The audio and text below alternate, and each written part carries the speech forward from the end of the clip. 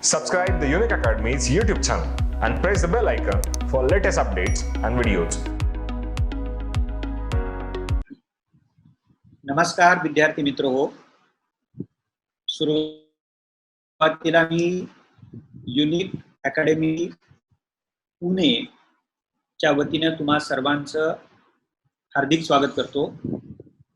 मला याची जाणीव आहे की काही विद्यार्थ्यांना कदाचित त्रास झाला असेल, कारण मी सुरुवातीचा 1 तास इंग्रजी माध्यमातून हे प्रेझेंटेशन सादर केलेलं आहे.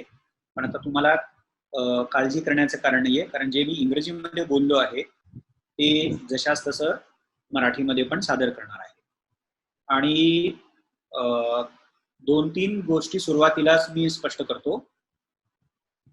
उद्यापासून आपले डेमो लेक्चर सुरू होणार आहेत आणि त्या डेमो लेक्चर्समध्ये मराठी मीडियमची वेगळी बॅच आणि इंग्रजी माध्यमाची वेगळी बॅच अशा 2 स्वतंत्र बॅचेस सुरू होणार आहेत. त्यामुळे तुम्हाला आज जशी वाट पाहावी लागली तशी वाट उद्या बघावी लागणार नाही.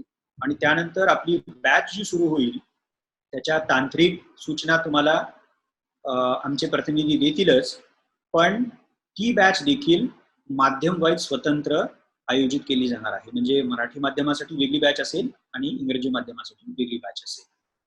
आता मी फारसा तुमचा वेळ न घेता मी थेट विषयाकडे जातो. मी पुन्हा एकदा तुम्हा सर्वांचं युनिक अकॅडमी पुणे द्वारे वतीनं स्वागत करतो.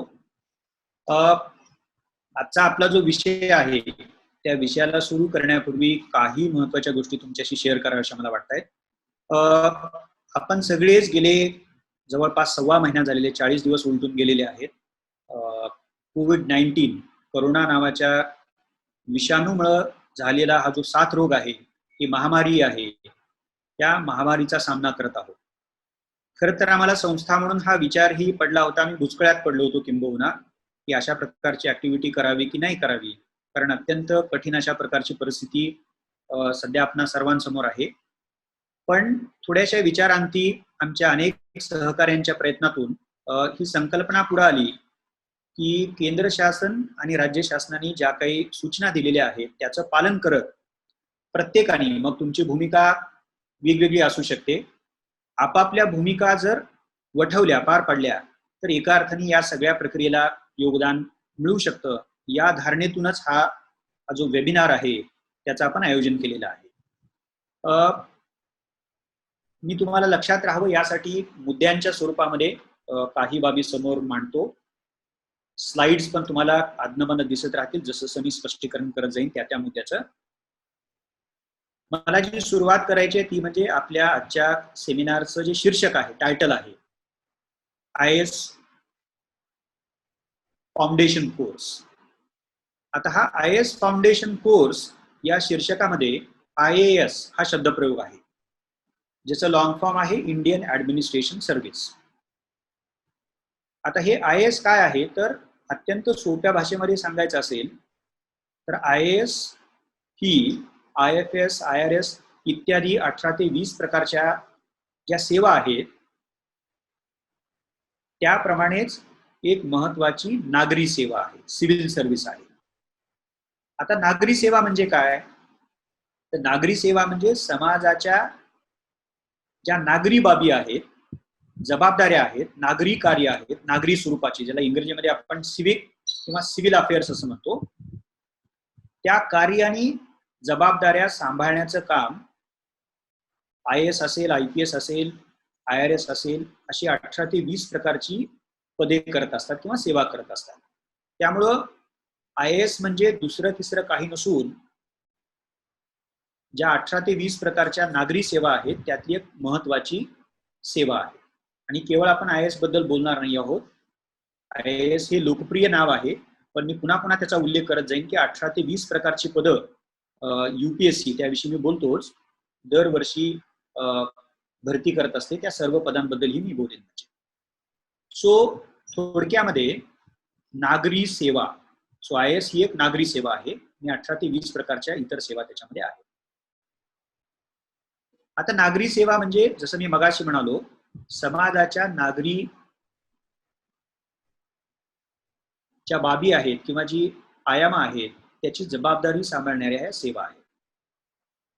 आणि सोप्या भाषेमध्ये सांगायचं असेल तर या ज्या 18 ते 20 प्रकारच्या वेगवेगळ्या सेवा ज्या आहेत, ज्या नागरी सेवा आहेत, तर त्या मुख्यतः 3 क्षेत्रामध्ये आपल्याला विभागता येतात. आणि हे मी अत्यंत ढोबळपणे तुमच्या समोर मांडतोय. त्यातली एक आहे रेव्हेन्यू, ज्याला तुम्ही महसूल असं ब्रॉडली म्हणता. त्या महसुलाचं संकलन करणं असेल वगैरे वगैरे. दुसरा आहे लॉ अँड ऑर्डर, म्हणजे कायदा आणि सुव्यवस्था. म्हणजे यातल्या 18 ते 20 सर्व्हिसेस पैकी अनेक सेवा या कायदा सुव्यवस्थेची जबाबदारी सांभाळणाऱ्या असतात. आणि IPS ही त्यातली एक हायेस्ट सर्व्हिस म्हणून ओळखली जाते, इंडियन पोलीस सर्व्हिस, भारतीय पोलीस सेवा. आणि त्यानंतर तिसरं जे क्षेत्र आहे, म्हणजे पहिलं मी महसूल असं म्हणालो, दुसरं कायदा आणि सुव्यवस्था म्हणालो, आणि तिसरं जे आहे ते म्हणजे, आणि जे महत्वाचं आहे, विकासात्मक बाबी, जबाबदाऱ्या किंवा विकासात्मक प्रशासन असं म्हणू शकतो. सो थोडक्यात सारांश रूपानं IAS आणि इतर 18 ते 20 नागरी सेवा या मुख्यतः महसूल क्षेत्र असेल, कायदा सुव्यवस्थेचं क्षेत्र असेल आणि विकासात्मक जबाबदाऱ्यांचं क्षेत्र असेल, या जबाबदाऱ्या किंवा ही कार्य सांभाळण्याचं काम करतात. आता या नागरी सेवांचं स्थान काय आहे, त्यांची भूमिका काय आहे आणि त्यांचं महत्व काय आहे, हे थोडंसं अधिक चांगल्या प्रकारे लक्षात यावं, यासाठी व्यापक पद्धतीने मला तुम्हाला हा पट तुमच्या समोर खुला करायचा आहे. आणि आता तुम्हाला ती एक महत्वाची स्लाइड तुमच्या समोर दिसती आहेच आहे. गव्हर्नमेंट ऑर्गनायझेशन असं ज्याचं टायटल आहे. मी मराठीमध्ये प्रत्येक शब्दाचा अनुवाद करून सांगतो, त्यामुळे तुम्ही निश्चिंत राहा. आता भारतामधली जर शासन रचना बघितली, गव्हर्नमेंट ऑर्गनायझेशन बघितलं, तर आपल्याला असं लक्षात येईल की भारतामध्ये लोकशाही ऑब्व्हियसली तुम्हाला सर्वांना माहिती आहे की संसदीय लोकशाही आहे आणि संघराज्य पद्धती आहे. आता या संसदीय लोकशाही आणि संघराज्य राज्य व्यवस्थेमध्ये 3 महत्वाच्या शासन संस्था आहेत, ज्यांना अनुक्रमे कायदे मंडळ, कार्यकारी मंडळ आणि न्यायमंडळ असं म्हटलं जातं. कायदे मंडळ कायदे करण्याचं काम करतं, कार्यकारी मंडळ धोरण निर्मितीचं काम करतं आणि न्यायमंडळ अर्थातच न्यायनिवाडा करण्याचं काम करतं. आता या 3 शाखांपैकी एक्झिक्युटिव्ह, ज्याला इंग्रजीमध्ये म्हटलं जातं, मराठीमध्ये कार्यकारी ज्याला मंडळ म्हटलं जातं, तर त्या कार्यकारी मंडळाचे 2 कॉम्पोनंट आहेत किंवा अंग आहेत. म्हणजे ते स्लाइड्स मध्ये पण तुम्हाला दिसेल. एक आहे काउन्सिल ऑफ मिनिस्टर्स, म्हणजे मंत्रिमंडळ, त्याला सरकार असंही तुम्ही ढोबळमानाने म्हणू शकता. आणि दुसरा जो कॉम्पोनंट आहे, अंग आहे, त्याला ऍडमिनिस्ट्रेशन आणि ब्युरोक्रेसी असा शब्दप्रयोग वापरलेला आहे, म्हणजे प्रशासन किंवा नोकरशाही.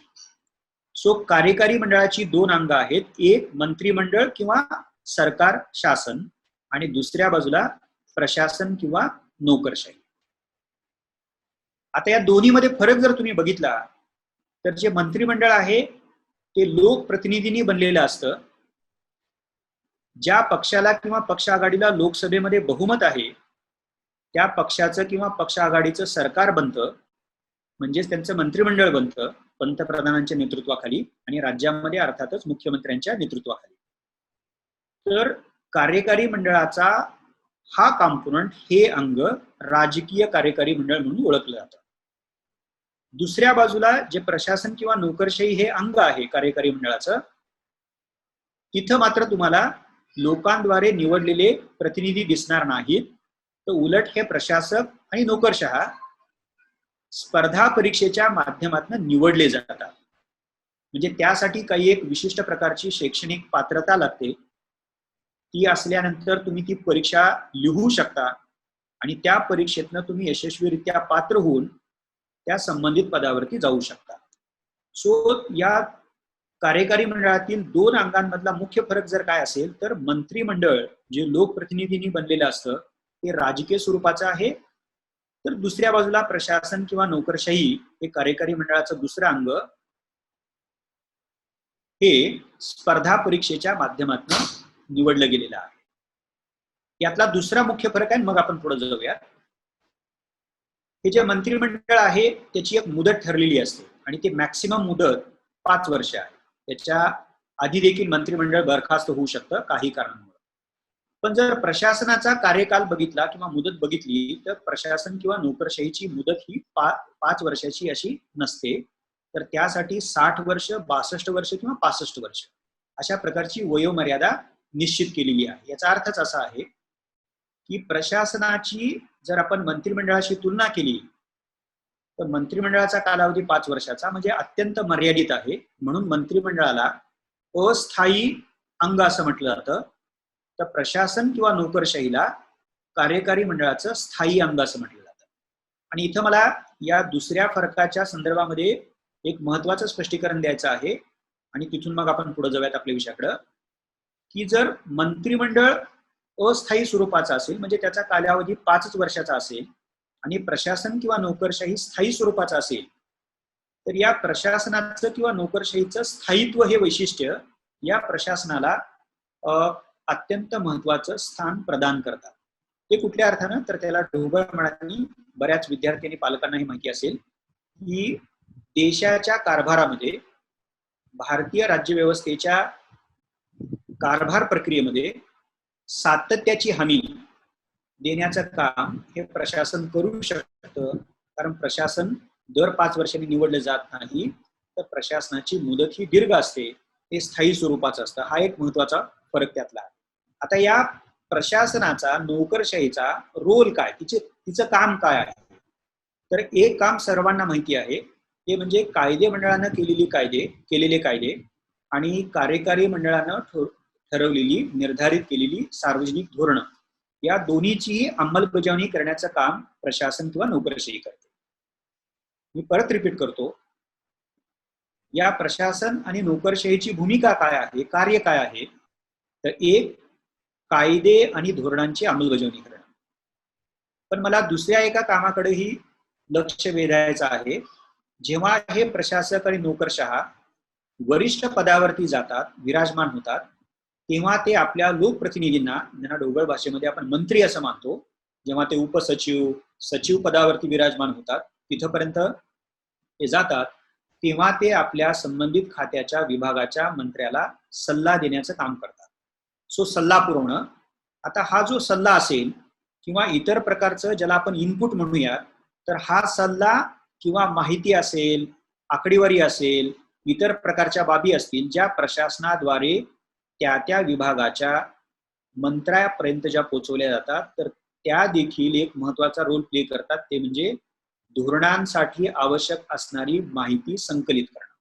त्यामुळे मी आता सारांश रूपानं प्रशासनाच्या कार्याबद्दल 2 मुद्दे सांगतो.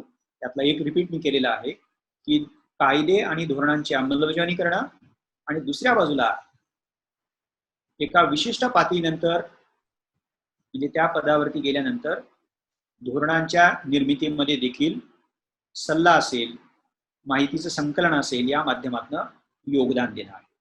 आता हे जे प्रशासन आहे त्याची 2 कामं आपण बघितलेली आहेत. तर ही प्रशासन नावाची किंवा नोकरशाही नावाची एक व्यापक यंत्रणा आहे ज्याला आपण ब्रॉड गव्हर्नमेंटल किंवा ह्यूज गव्हर्नमेंटल ऑर्गनायझेशन किंवा संघटना असं मानतो, जिच्यामध्ये लष्करी सेवा पण समाविष्ट होतात, न्यायिक सेवा पण समाविष्ट होतात आणि ज्याची सुरुवात आपण केलेली आहे आणि आज त्याबद्दल सविस्तर बोलणार आहोत तर त्या नागरी सेवांचाही समावेश होतो. सो परत मी रिपीट करतो की प्रशासन किंवा नोकरशाही ही व्यापक अशा प्रकारची शासकीय यंत्रणा आहे जिच्यामध्ये किंवा ज्यात एका बाजूला लष्करी सेवा, दुसऱ्या बाजूला न्यायिक सेवा आणि तिसऱ्या बाजूला नागरी सेवा या सेवांचा अंतर्भाव होतो. इंग्रजीमध्ये military defence services, judicial services आणि सिव्हिल सर्व्हिसेस. सो सोप्या भाषेमध्ये प्रशासन आणि नोकरशाही ही एक व्यापक शासकीय यंत्रणा आहे आणि त्या व्यापक शासकीय यंत्रणेचा एक महत्वाचा भाग किंवा अंग, 1 पार्ट, इन्ग्रेडियंट पार्ट ज्याला म्हणूयात, तो म्हणजे सिव्हिल सर्व्हिसेस म्हणजे नागरी सेवा आहे. आता त्या नागरी सेवांकडे आपण वळणार आहोत. सिव्हिल सर्व्हिसेस मी अल्टरनेटली इंग्रजी आणि मराठी दोन्ही भाषेमध्ये ते शब्दप्रयोग वापरत जाईल. आता या नागरी सेवा म्हणजे फ्लोचार्ट मध्ये तुम्हाला दिसतच आहे, म्हणजे मुळात कार्यकारी मंडळ, त्या कार्यकारी मंडळाचं एक महत्वाचं अंग प्रशासन आणि नोकरशाही आणि त्या प्रशासन अथवा नोकरशाही या व्यापक शासकीय यंत्रणेचा एक महत्वाचा भाग म्हणजे नागरी सेवा, असा तो फ्लोचार्ट आहे. आता या नागरी सेवांची एक 4 ते 5 महत्वाची वैशिष्ट्ये आपण सुरुवातीलाच लक्षात घेऊयात आणि मग आपल्या परीक्षेकडे वळूया. नागरी सेवा, जसं मी मगाशी म्हणालो या प्रशासन किंवा नोकरशाही मधल्या त्या सेवा आहेत ज्या समाजाच्या नागरी अंगांची जबाबदारी सांभाळतात. म्हणजे managing the civil affairs or civic affairs of one's own society, ज्याच्यामध्ये महसूल, कायदा सुव्यवस्था आणि महत्वाचं म्हणजे विकास प्रशासन किंवा विकासात्मक कामं याचा अंतर्भाव. हा पहिला मुद्दा. यालाच वेगळ्या भाषेमध्ये आपण असं म्हणू शकतो की शासनानं म्हणजे संसदेनं किंवा कायदे मंडळानं केलेले कायदे आणि दुसऱ्या बाजूला शासनानं ठरवलेली धोरणं आणि फॉर दॅट मॅटर जे व्यापकच करायचं असेल तर शासनाच्या प्रत्येक निर्णयाची अंमलबजावणी. सो कायद्याची अंमलबजावणी, धोरणांची अंमलबजावणी आणि कोणत्याही शासकीय निर्णयाची अंमलबजावणी करण्याचं काम ही नागरी सेवा करत असते. हा दुसरा भाग. तिसरा जो महत्वाचा भाग आहे, ही नागरी सेवा महत्वाची बनतेच या कारणासाठी या नागरी सेवेच्या भूमिकेवरच त्या त्या काळचं जे शासन आणि व्यापक अर्थाने जी राजकीय व्यवस्था आहे, अशा दोन्ही मिळून म्हणजे शासन आणि राजकीय व्यवस्था, या राजकीय व्यवस्थेचं यश आणि अपयश ही नागरी सेवा काय प्रकारे काम करते यावरतीच अवलंबून असते. थोडंसं विषयांतर होत असलं तरी मला स्पष्टीकरण द्यायचं आहे की तुम्ही गेले 40 दिवसापासून दोन प्रकारच्या शक्ती फ्रंटवरती राहून काम करताना दिसत आहेत. त्याच्यामध्ये एका बाजूला वैद्यकीय क्षेत्रातले टॉपमोस्ट सर्जन्स इथं पासून ते कर्मचारी असतील एका बाजूला, आणि दुसऱ्या बाजूला प्रशासकीय अधिकारी, आणि त्याही प्रशासकीय अधिकाऱ्यामध्ये विशेषतः IAS असतील, विशेषतः IPS असतील, काही RS ऑफिसर असतील आणि कित्येक फोर्सेस आहेत त्या सिव्हिल सर्व्हिसेस मधले आणि बाकी शासकीय सेवांमधले देखील. या सेवा इतक्या महत्वाच्या यासाठीच ठरतायत की त्यांना त्या प्रकारची भूमिका सुपूर्द केलेली आहे किंवा प्रदान केलेली आहे. आणि म्हणून मग या नागरी सेवा किती इफेक्टिव्हली काम करतायत, प्रभावीपणे काम करतायत, चोखपणे काम करतायत, यावरतीच एका मर्यादेपर्यंत शासन किंवा आपल्या राजकीय व्यवस्थेचं भवितव्य अवलंबून असतं. आणि मला असं वाटतं की भारतीय राज्यघटनाकर्त्यांना या बाबीची जाण होती, म्हणूनच त्यांनी घटनेच्या 315 ते 323 या कलमान्वये नागरी सेवा, त्या नागरी सेवेची निवड, त्या नागरी सेवेच्या सेवा संबंधी इतर बाबी या विषयक सविस्तर तरतुदी पुरवलेल्या आहेत. 315 ते 323 कलम.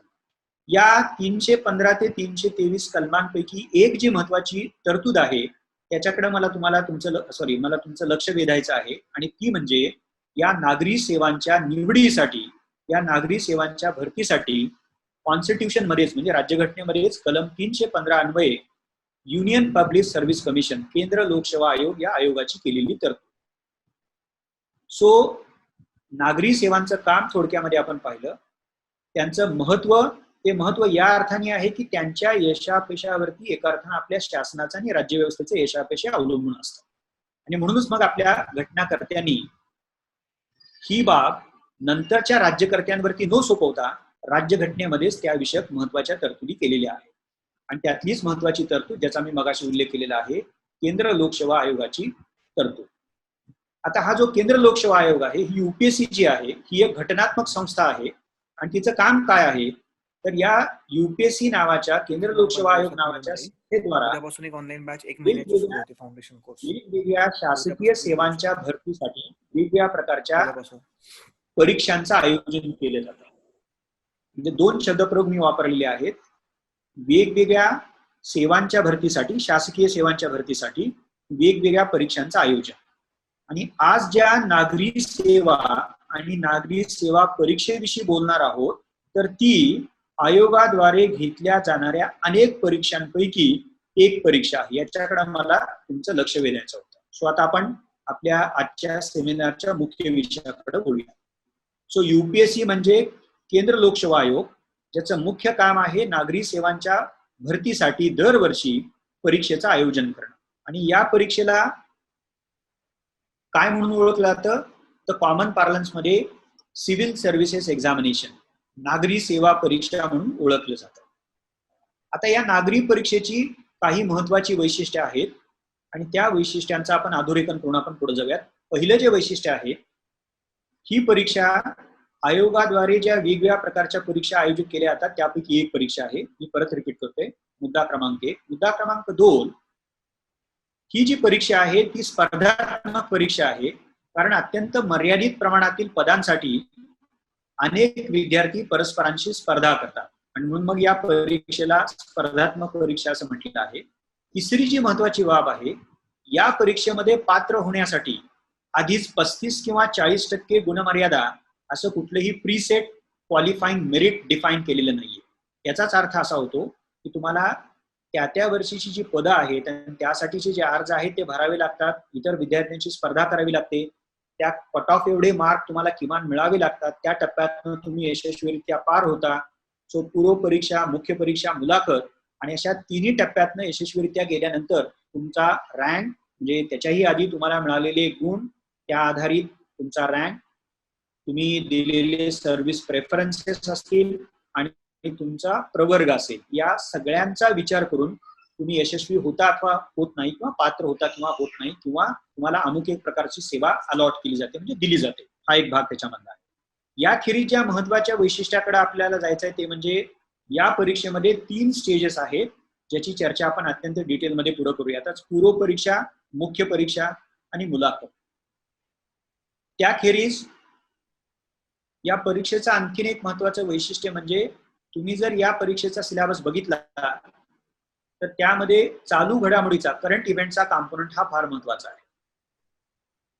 पूर्व परीक्षा असेल, मुख्य परीक्षा असेल किंवा मुलाखत असेल, तिन्ही टप्प्यावरती तुम्हाला करंट इव्हेंट्स म्हणजे चालू घडामोडीचा कॉम्पोनंट फेस करावा लागतो. त्याची अत्यंत काळजीपूर्वक तयारी तुम्हाला करावी लागते, त्याच्याबद्दल मी बोलतो. म्हणजे याखेरीज शेवटचा जो मुद्दा आहे, प्रारंभिक जी वैशिष्ट्य मी तुम्हाला सांगतोय सिव्हिल सर्व्हिसेसची, त्या विषयाचा, ही परीक्षा डायनेमिक परीक्षा म्हणून ओळखली जाते आणि त्यालाच पॉप्युलर पार्लन्स मध्ये अनेक लोक जगातली सेकंड टफेस्ट एक्झामिनेशन असं म्हणतात, पण तो भाग आपण तुर्तास बाजूला ठेवूया.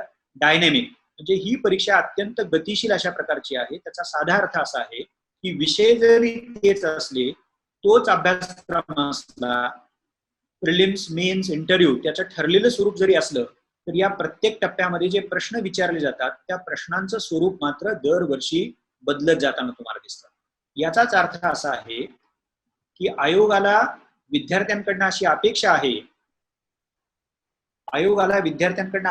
आहे की विद्यार्थ्यांनी विचारक्षमतेचा पुरेपूर विकास करायला पाहिजे आणि दिलेले विषय आणि त्या दिलेल्या विषयांचा चिकित्सक विचार करून दरवर्षी बदलणाऱ्या प्रश्नांचं उत्तर द्यायला सज्ज व्हायला पाहिजे. हा एक महत्वाचा भाग त्याच्यामध्ये तुम्हाला येताना दिसेल. म्हणजे आता मग ही जर सिव्हिल सर्व्हिसेस एक्झामिनेशन UPSC द्वारा आयोजित केल्या जाणाऱ्या अनेक पैकी एक परीक्षा असेल, ही स्पर्धात्मक परीक्षा असेल, तिचे 3 टप्पे आहेत, चालू घडामोडीचा महत्वाचा कॉम्पोनंट आहे आणि ती गतिशील डायनॅमिक अशा प्रकारची परीक्षा आहे. तर मग आता ही बाब महत्वाची बनते की त्यातल्या प्रत्येक टप्प्याविषयी आपण थोडक्यामध्ये जाणून घेऊया. आणि माझ्या पुढच्या स्लाइडमध्ये तुम्हाला ते दिसतही असेल. आता या प्रत्येक टप्प्याबद्दल माहिती देत असताना मी महत्वाच्या बाबींवरतीच फक्त फोकस ठेवेन, कारण या विषयात इतर तांत्रिक ज्या बाबी आहेत त्या आपल्याला नंतर त्याची चर्चा करता येऊ शकते. तुम्ही त्याबद्दल प्रश्नही विचारू शकता, त्यामुळे त्याबद्दल तुम्ही चिंता करू नका. मी जसं मगाशी म्हणालो तर नागरी सेवा परीक्षेमध्ये 3 टप्पे आहेत. त्यातला पहिला टप्पा प्रिलिम्स म्हणजे पूर्व परीक्षेचा आहे, दुसरा टप्पा आहे मुख्य परीक्षेचा, तिसरा टप्पा आहे पर्सनॅलिटी टेस्ट म्हणजे व्यक्तिमत्व चाचणी, किंवा त्याला पॉप्युलर पार्लन्स मध्ये आपल्या जनरल लँग्वेज मध्ये मुलाखत असं मानतो. त्यातली जी पूर्व परीक्षा आहे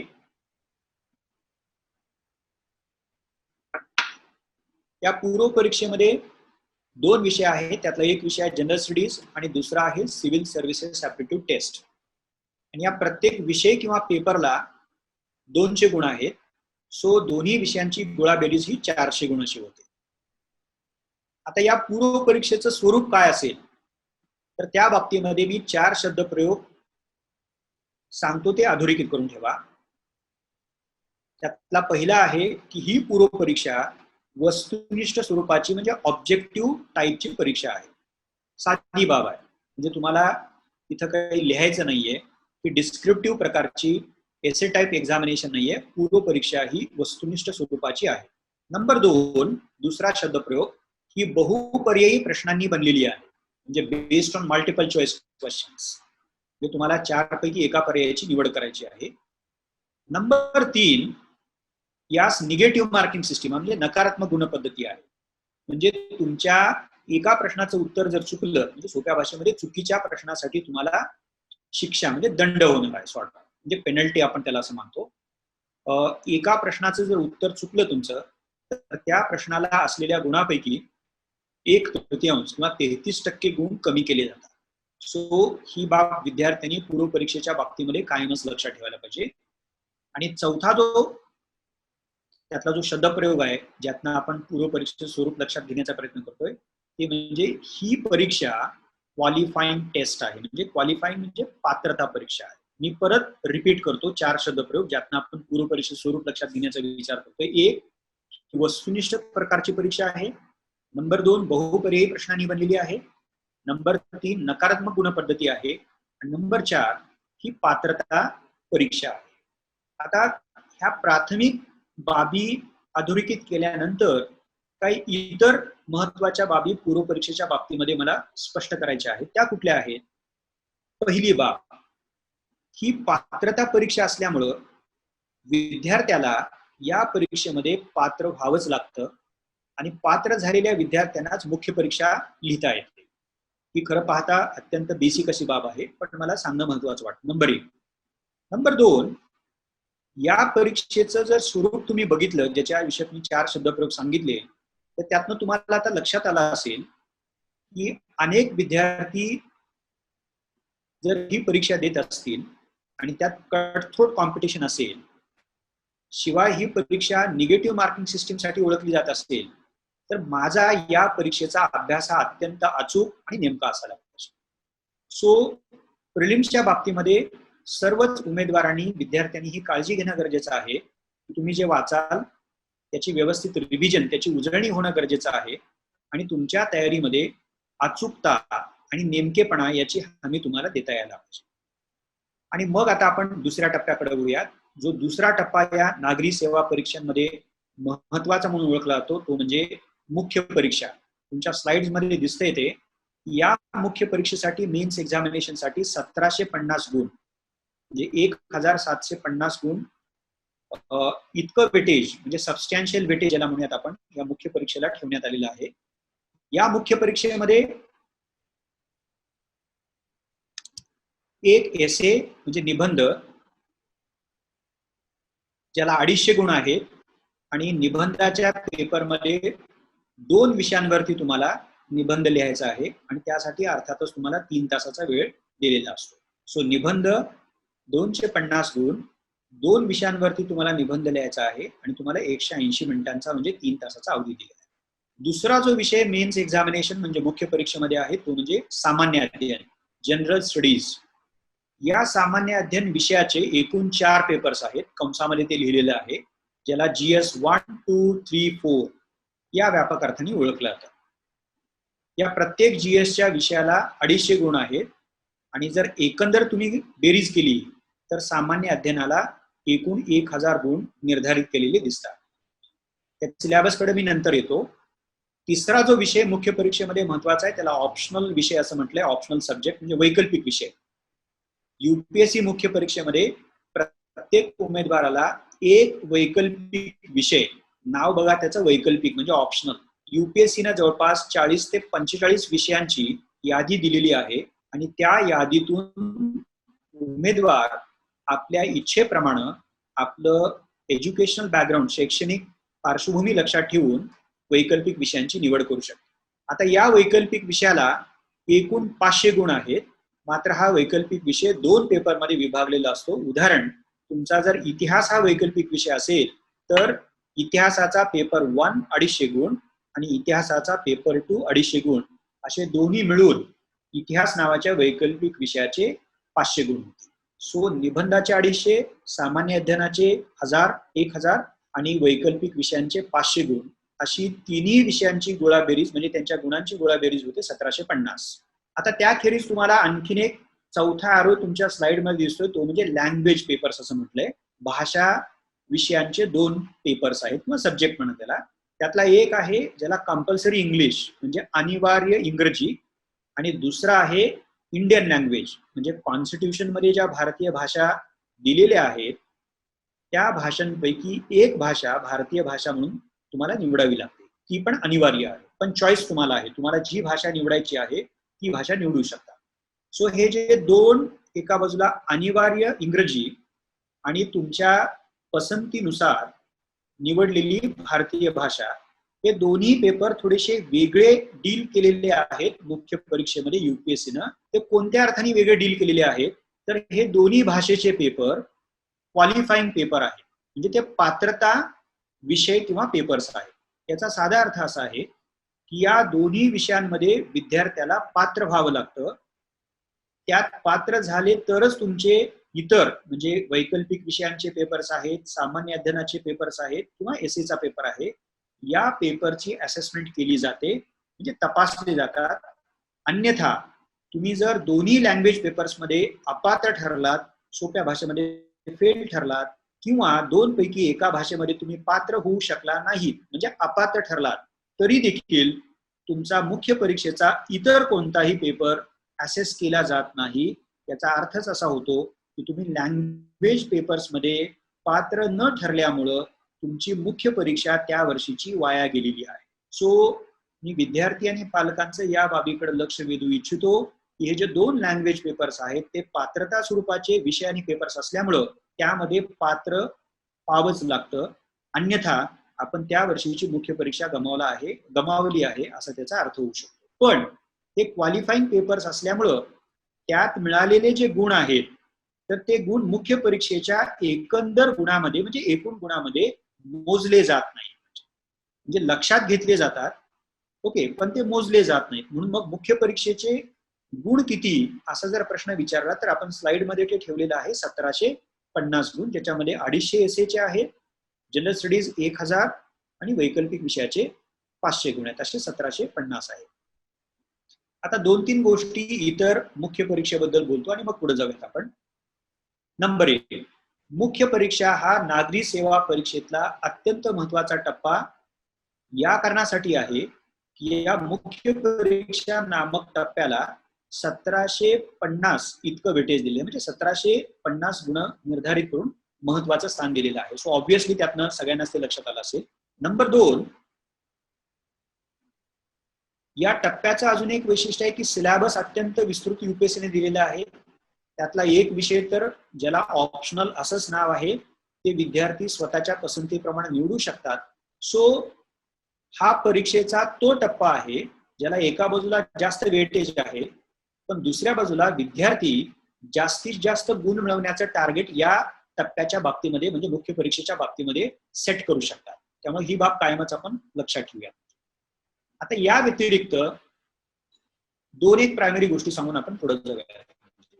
आता या मुख्य परीक्षेचं स्वरूप काय, जसं आपण पूर्व परीक्षेचं म्हणालो, म्हणजे पूर्व परीक्षा वस्तुनिष्ठ प्रकारची बहुपर्यायी प्रश्नांनी बनलेली नकारात्मक गुण पद्धती आणि पात्रता चाचणी आहे. तसं मुख्य परीक्षेच्या बाबतीमध्ये काय म्हणता येईल आपल्याला, नंबर 1, तर ही परीक्षा लेखी प्रकारची परीक्षा आहे, म्हणजे रिटन टेस्ट आहे. मुख्य परीक्षा ही संपूर्णतः लेखी प्रकारची आहे.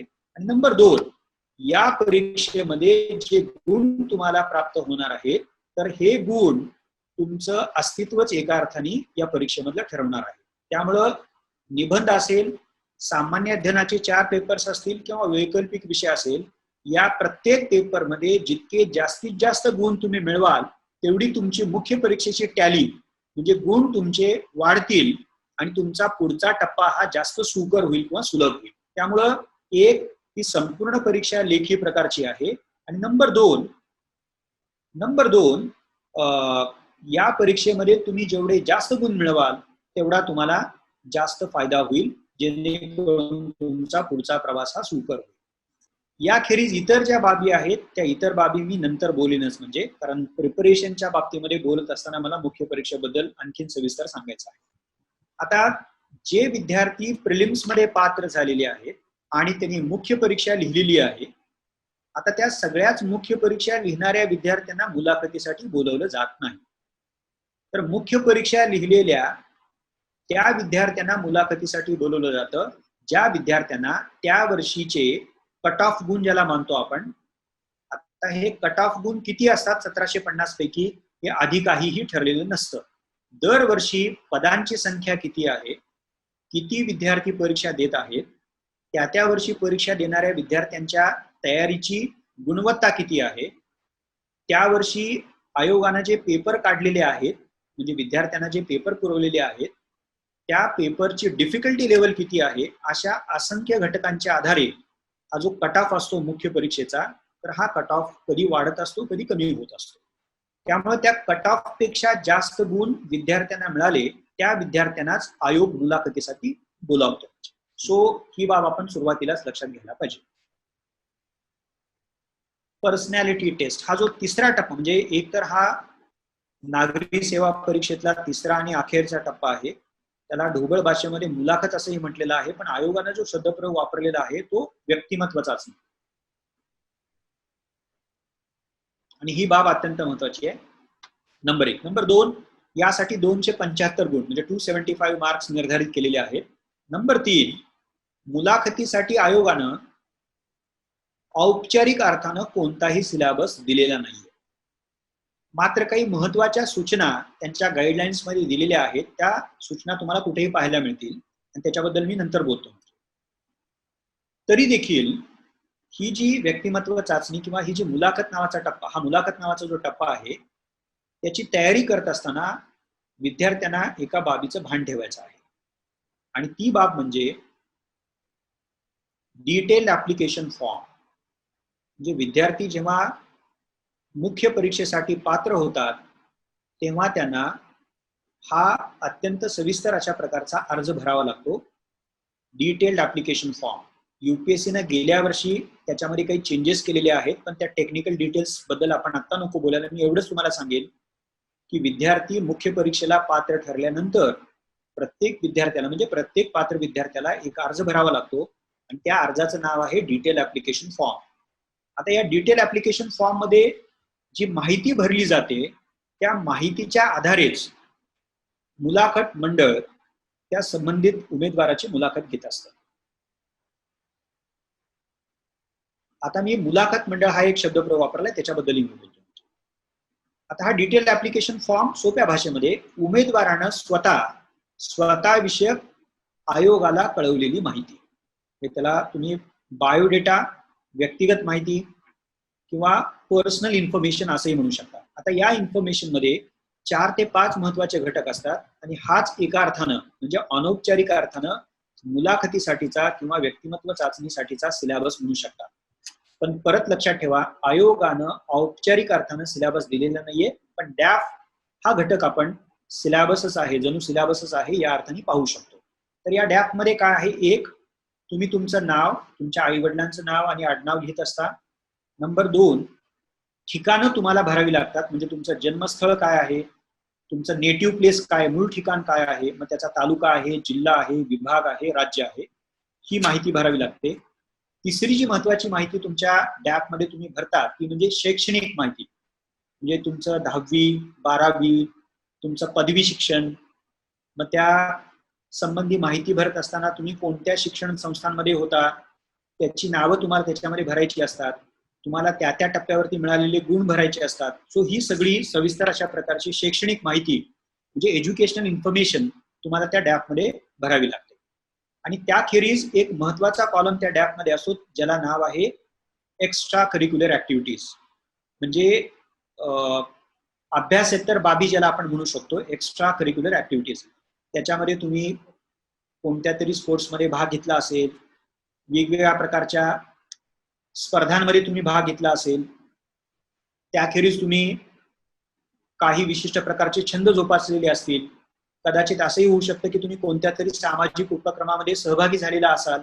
तर असे जे म्हणून एक्स्ट्रा करिक्युलर आहे, अभ्यासेतर ज्या ज्या बाबी आहेत, म्हणजे तुमच्या खेळातल्या सहभागापासून तुमच्या शैक्षणिक करिअरच्या संबंध प्रवासामध्ये तुम्ही भूषवलेली पदं असतील, तुम्हाला मिळालेली प्राइजेस असतील वगैरे वगैरे, ते छंद, अशा वेगळ्या घटकांचा समावेश त्या एक्स्ट्रा करिक्युलर अभ्यासेतर बाबींमध्ये होतो. सो ही चौथी बाब आहे, म्हणजे नावाचा महत्वाचा घटक, त्याच्यानंतर ठिकाणांचा महत्वाचा घटक, शैक्षणिक माहिती, आणि चौथा जे मी आता सांगत होतो तो म्हणजे अभ्यासेतर बाबी. याच्या व्यतिरिक्त त्या डिटेल ऍप्लिकेशन फॉर्म मध्ये तुम्हाला तुमचा वैकल्पिक विषय कोणता आहे तो नमूद करावा लागतो. त्याखेरीज जर तुम्ही कोणती सेवा करत असाल, कोणत्या सेवेमध्ये तुम्ही असाल, मे बी शिक्षक असाल, प्राध्यापक असाल, राज्य शासनाच्या सेवेमध्ये असाल किंवा केंद्र शासनाच्या एखाद्या सेवेमध्ये असाल, तर किंवा तुम्ही खाजगी क्षेत्रामध्ये काम करत असाल, ज्याला आपण जॉब म्हणूयात, तर जॉब विषयकचे डिटेल देखील तुम्हाला कदाचित भरावे लागतात तुम्ही करत असाल तर. सो ही जी तुमच्या डॅफ मधली व्यक्तिगत माहिती असते, तर ही व्यक्तिगत माहिती मुलाखतीच्या बाबतीमध्ये, पर्सनॅलिटी टेस्टच्या बाबतीमध्ये अनन्यसाधारण महत्व प्राप्त होतं तिला.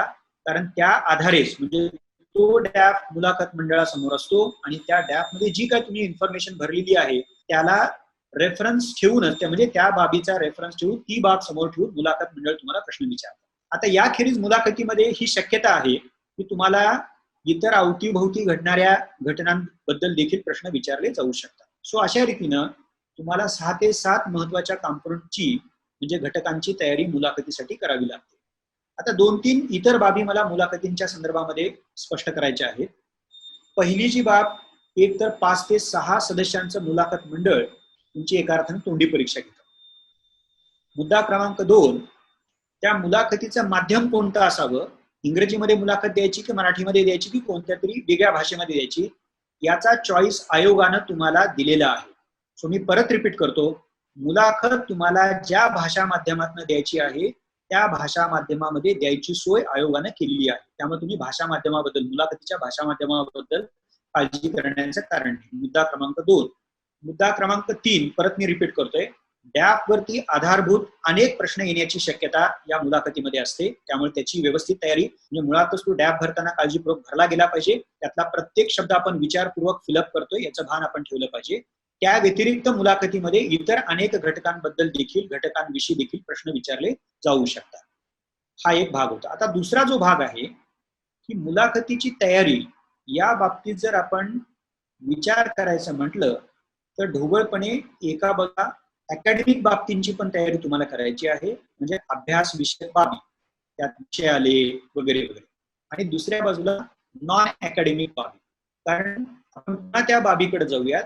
या तिसऱ्या टप्प्याचं शीर्षक किंवा नाव किंवा नामाभिधान आयोगाने जे दिलेलं आहे ते म्हणजे पर्सनॅलिटी टेस्ट, म्हणजे व्यक्तिमत्व चाचणी आहे. म्हणजे इंटरव्ह्यू हा शब्दप्रयोग आपण बोली भाषेमध्ये वापरतो, पर्सनॅलिटी टेस्ट. आणि जेव्हा तुम्ही पर्सनॅलिटी टेस्ट, व्यक्तिमत्व चाचणी असं म्हणता, तेव्हा त्या व्यक्तिमत्व चाचणी नावाच्या बाबीमध्ये एका बाजूला अभ्यास विषयक बाबी आणि दुसऱ्या बाजूला अभ्यासेतर बाबी, या दोन्हींचा समावेश होतो. म्हणून मी विद्यार्थ्यांना एक विनंती वजा सल्ला असा देईन, आपण मुलाखतीविषयी बोलत होतो की ज्याचं शीर्षक आयोगानं व्यक्तिमत्व चाचणी असं वापरलेलं आहे, ज्याच्यामध्ये मी परत रिपीट करतोय, अकॅडमिक, अभ्यास विषयक बाबी आणि नॉन अकॅडमिक, म्हणजे अशा दोन्हींचा अंतर्भाव होतो. आणि शेवटची गोष्ट मला मुलाखतीच्या बाबतीमध्ये स्पष्ट करायची आहे, कोणत्याही प्रकारची मुलाखत म्हटल्यानंतर तुमची बॉडी लँग्वेज, तुमची एटिकेट्स, तुमची लँग्वेज, तुमचं वे ऑफ कम्युनिकेशन वगैरे वगैरे वगैरे या बाबी महत्वाच्या ठरतात. म्हणजे तुमची शरीराची भाषा कशी आहे, वेगवेगळ्या प्रकारचे जे संकेत असतात तर ते संकेत आपण पाळतो की नाही पाळतो, आपली भाषा कशी आहे, आपली बोलण्याची पद्धत कशी आहे, आत्मविश्वास म्हणजे कॉन्फिडन्स आहे किंवा नाही, स्वतःच जे आपण बोलतो आहोत आणि मुलाखत मंडळाला सांगतो आहोत, कन्वे करू पाहतो आहोत, त्याबद्दल आपल्याला विश्वास आहे किंवा नाही, या सगळ्या बाबी महत्वाच्या ठरतात. आणि मला असं वाटतं की कोणत्याही मुलाखतीच्या फॉर्मॅटमध्ये, ती मुलाखत नागरी सेवेसाठी असेल किंवा इतर बाबींसाठी असेल, महत्वाची ठरते. त्यामुळे या सगळ्या कोणत्याही मुलाखतीच्या फॉर्मॅटच्या संदर्भामधल्या बाबी ज्या आहेत तर त्याची काळजी आपण घ्यायला पाहिजे. सो मी परत रिपीट करतो, बॉडी लँग्वेज आहे, एटिकेट्स आहे, तुमची लँग्वेज आहे, वे ऑफ कम्युनिकेशन आहे, तुमचा कॉन्फिडन्स आहे, सेल्फ बिलीफ आहे वगैरे वगैरे. पण याखेरीज ही नागरी सेवेसाठी निर्धारित केलेली पर्सनॅलिटी टेस्ट म्हणजे व्यक्तिमत्व चाचणी असल्यामुळं काही खास, तर त्या कुठल्या बाबी आहेत, तर मला असं वाटते की पहिली जी बाब त्या बाबतीमधली आहे व्यक्तिमत्व चाचणीच्या बाबतीमध्ये, अवेअरनेस. अवेअरनेस म्हणजे तुम्हाला स्वतःविषयक आणि केवळ स्वतःविषयक नाही, तर तुमचा जो समाज आहे, तुम्ही ज्या तालुक्यातनं आलात, तुम्ही ज्या जिल्ह्यातनं आलेला आहात, तुम्ही ज्या विभागातनं आलेला आहात आणि तुम्ही ज्या राज्यातनं आलेला आहात, आणि राज्याबरोबरच आपला देश आणि जगामधल्या महत्वाच्या बाबी यातल्या महत्वाच्या काहीशा तांत्रिक अडचणी येत आहेत. मी जसं म्हणत होतो तुम्हाला की अवेअरनेस म्हणजे आपल्या भोवताली असणाऱ्या बाबींविषयीचं भान. त्याच्यामध्ये जसं तुम्ही व्यक्ती म्हणून असाल, तुमचं कुटुंब असेल, ह्या तर प्रायमरी बाबी आहेत, पण तुम्ही ज्या परिसरात आलात, ज्या समाजाचा तुम्ही भाग आहात, ज्या देशाचे तुम्ही नागरिक आहात, आणि अर्थातच जगामध्ये घडणाऱ्या महत्वाच्या बाबी. सो अवेअरनेस नावाची बाब या नागरी सेवेसाठी महत्वाची आहे, कारण आपण विसरता कामा नये की नागरी सेवा तिला अजून एक जो शब्दप्रयोग वापरलेला आहे तो म्हणजे लोकसेवा, पब्लिक सर्व्हिस. त्यामुळे लोक हा शब्दप्रयोग केवळ तुमच्या गावातले, तुमच्या शहरातलेच लोक नव्हे, तर तुमचा जिल्हा असेल, तुमचा विभाग असेल, तुमचा देश असेल, आणि अर्थातच काही प्रसंगी तुम्हाला जगाच्या लोकांचाही विचार करावा लागतो. सो अवेअरनेस या अर्थाने ही महत्वाची बाब लक्षात ठेवायची. दुसरा जो महत्वाचा भाग ज्याला आपण पर्टिक्युलर स्पेसिफिक अशी बाब मुलाखतीच्या बाबतीमध्ये म्हणतोय किंवा व्यक्तिमत्व चाचणीच्या बाबतीमध्ये म्हणतोय, ती बाब कोणती आहे, तर तुमचा दृष्टिकोन कसा आहे. हा पहिल्या बाबीशी संबंधित असा मुद्दा आहे की आम्ही जनरली विद्यार्थ्यांनाही हे सांगत असतो की मुलाखतीच्या फॉर्मॅटमध्ये तुम्हाला किती प्रश्न विचारले आणि किती प्रश्नांची उत्तर तुम्ही देऊ शकला याला महत्व नसतं. तर महत्व कशाला आहे, जे काही प्रश्न तुम्हाला विचारले गेलेले आहेत तर त्या प्रश्नांचं उत्तर देत असताना त्यामागची तुमची भूमिका काय आहे, त्या विषयासंदर्भात विषयाकडे बघण्याचा तुमचा दृष्टिकोन कसा आहे. आता उदाहरण जर घ्यायचं असेल, तुम्हाला जर कोविडच्या बाबतीमध्ये काही प्रश्न विचारले आणि त्या प्रश्नांचं उत्तर देत असताना तुम्ही फक्त समाजामधली एकच बाब समोर ठेवलेली असेल आणि बाकीच्या बाबींचा विचार केला नसेल, तर मग मुलाखत मंडळ असा विचार करू शकतं की या कॅन्डिडेटचं संबंधित प्रश्नाचं आकलन हे फारच मर्यादित आहे, अवेअरनेस फारच कमी असलेला दिसतो, आणि अवेअरनेस पेक्षाही किंवा त्याच्या जोडीने ज्याला आपण म्हणूयात की या व्यक्तीकडे किंवा उमेदवाराकडे प्रश्नाकडे व्यापकपणे पाहण्याची दृष्टी दिसत नाही. त्यामुळं अप्रोच नावाची जी बाब आहे, तर ही अप्रोच म्हणजे हा जो दृष्टिकोन आहे, हा दृष्टिकोन आपला व्यापक असला पाहिजे. तर व्यापक दृष्टिकोन म्हणजे काय, तर आपण फक्त आपल्याच नजरेसमोर असणाऱ्या गोष्टींचा, बाबींचा विचार करतोय की थोडंसं दूरचा आपण विचार करतोय, आपण आता विचार करतोय की उद्याचा आपण विचार करतोय. अशा वेगवेगळ्या प्रकारे एखाद्या उमेदवाराचा किंवा कॅन्डिडेटचा किंवा आस्पायरंटचा दृष्टिकोन आपल्याला डेफिनेटली जाणून घेता येऊ शकतो. तर तो राईट अप्रोच ज्याला म्हणतात आपण. आता राईट अप्रोच याचा अर्थ काय, व्यापक दृष्टिकोन तुमचा असला पाहिजे. तुमच्या नजरेमध्ये तुम्ही ज्या देशासाठी काम करणार आहात त्यातले जे वेगवेगळ्या प्रकारचे समाज घटक आहेत, तर त्या समाज घटकांविषयीची संवेदनशीलता तुमच्या दृष्टीमध्ये असली पाहिजे, वगैरे वगैरे. या सगळ्या बाबी तेवढ्याच महत्वाच्या आहेत. याखेरीज मुलाखतीमध्ये ज्याला आपण स्पेसिफिक असं मानतोय, तर ती कुठली स्पेसिफिक बाब आहे, तर ज्या आपण फार सोप्या भाषेमध्ये तुम्हाला ज्या मुद्द्याविषयी प्रश्न विचारलेला आहे तर त्याविषयी तुम्हाला स्वतःचं मत व्यक्त करता यायला पाहिजे, त्यांना सांगता यायला पाहिजे. म्हणजे वन्स ओन पोझिशन. अनेक वेळेला आम्ही देखील मॉक इंटरव्ह्यूज घेत असताना असा अनुभव येतो की ते वर्तमानपत्रात अमुक अमुक म्हणलेलं आहे, अमुक अमुक विश्लेषकानं किंवा अमुक अमुक व्यक्तीनं अमुक अमुक म्हटलेलं आहे, अशा प्रकारे रेफरन्स देऊन मुलं सांगत असतात किंवा उमेदवार आपलं मत प्रदर्शन करत असतात. पण मग आम्ही त्यांना असं विचारतो की त्या व्यक्तीला बाजूला ठेवा, त्या अभ्यासकाला बाजूला ठेवा, तुम्हाला काय वाटतं त्या संबंधित विषयाबद्दल तुम्ही सांगा. सो वन्स ओपिनियन म्हणजे त्या उमेदवाराचं, विद्यार्थ्याचं स्वतःचं मत. आता पुन्हा याला शब्दशः घेऊ नका, यानं घाबरून पण जायचं कारण नाहीये. आता व्यक्तिगत मत, स्वतःचं मत याचा अर्थ इतर लोकांनी, अभ्यासकांनी, विश्लेषकांनी, संपादकांनी त्या बाबीबद्दल जे म्हटलेलं आहे त्याचा कसलाच संदर्भ न देता स्वतःच स्वयंभूपणे मांडलेलं मत असा होत नाही. म्हणजे इतर व्यक्ती त्याबद्दल अभ्यासक असतील, जाणकार असतील, त्या विषयाबद्दल, मुद्द्याबद्दल जे म्हणत आहेत त्याचा आपण रास्त विचार केला पाहिजे. त्या विषयात आपण विचार करून मग आपल्याला जे काय वाटतं ते आपण बोललं पाहिजे. कारण तुम्ही जर एका विषयाबद्दल भूमिका मांडली तर असं काही होण्याची शक्यता नाही की तिथं जो प्रश्न संपेल आणि मुलाखत मंडळ वेगळ्या विषयांबद्दल विचारायला लागेल. अशी कदाचित शक्यता नाकारता येत नाही की एक विषय त्यांनी घेतला, त्यावरती तुम्हाला पहिला प्रश्न विचारला, कदाचित त्यातनं पुरवणी प्रश्न येऊ शकतो, त्या पुरवणी प्रश्नाचं उत्तर देत असताना तुम्ही जे बोलाल त्यातनं पुन्हा अजून एखादा पुरवणी प्रश्न येऊ शकतो. त्यामुळं आपण एखाद्या विषयाबद्दल मत मांडत असताना सारासार विचार केलेला आहे. त्याची जशी सकारात्मक बाजू बघू तशीच त्याची मर्यादेची बाजू देखील आपण बघितलेली आहे. ह्या सगळ्याचं भान ठेवत स्वतःचं मत, स्वतःची पोझिशन आपल्याला ठरवायची आहे. सो अशा रीतीनं मुलाखतीच्या फॉर्मॅटमध्ये मी परत तेच शब्द वापरेन की एका बाजूला जशा सर्वसामान्य बाबी मुलाखतीमध्ये कोणत्याही महत्वाच्या ठरतात त्या इथे ठरतील, बॉडी लँग्वेज पासून ते तुमच्या कॉन्फिडन्स पर्यंत. पण ही नागरी सेवेची मुलाखत असल्यामुळं नागरी सेवा, लोकसेवा, लोकांप्रती त्यांची असणारी जबाबदारी, त्यांचं स्थायी हे स्थान, या जर सगळ्यांचा विचार केला तर त्यात जसं मी मगाशी सांगत होतो की अवेअरनेस, सेन्सिटिव्हिटी, पब्लिक स्पिरिट, तुमची पोझिशन, तुमची डिसिजन मेकिंग ॲबिलिटी, ह्या सगळ्या गोष्टींचा देखील आपल्याला पर्सनॅलिटी टेस्टचा विचार करताना विचार करावा लागेल. आता पुढचा जो महत्वाचा भाग आहे, स्लाइड तुमच्या समोर येईलच आणि तो मला असं वाटते की विवेचनाचा शेवटचा भाग असेल, पण महत्वाचा तो भाग आहे. या परीक्षेची तयारी कशी करायची, म्हणजे त्या स्लाइड मध्ये preparing for civil services examination. मी तत्पूर्वी अत्यंत थोडक्यामध्ये जे काही मी मगाशी सांगितलेलं तुम्हाला किंवा या क्षणापर्यंत सांगितलेलं आहे ते सारांश रूपाने तुमच्या समोर मांडतो. नागरी सेवा, समाजाच्या नागरी जबाबदाऱ्या सांभाळणारी ही लोकसेवा आहे.